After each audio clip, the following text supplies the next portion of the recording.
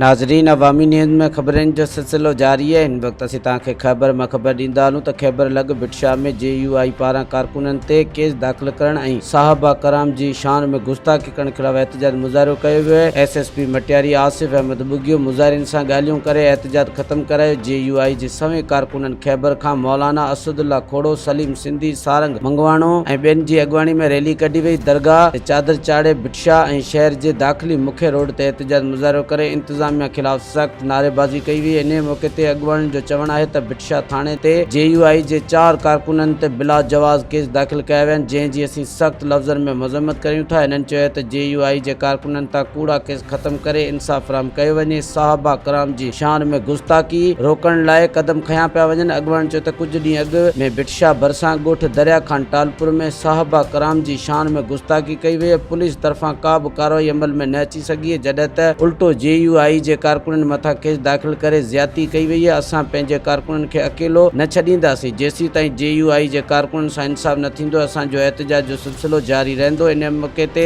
SSP Matiari Asif Ahmad Bugio मुज़ाहिरनि वटि पहुची JUI जे अॻुवाणनि सां ॻाल्हियूं कयूं ऐं यकीन ॾियारियो आहे त JUI जे कारकुननि सां इंसाफ़ कयो वेंदो। इंक्वायरी करे कोताही में मुलवस अमलदारनि ख़िलाफ़ कार्रवाई कई वेंदी। SSP मटियारी जी यकीन दहानी बाद JUI जे अॻुवाणनि पारां एहतजाज ख़त्म कयो वियो आहे। मज़ीद खबरों और तफसीलात के लिए विजिट करें हमारी वेबसाइट www.awamiNewsHD.com।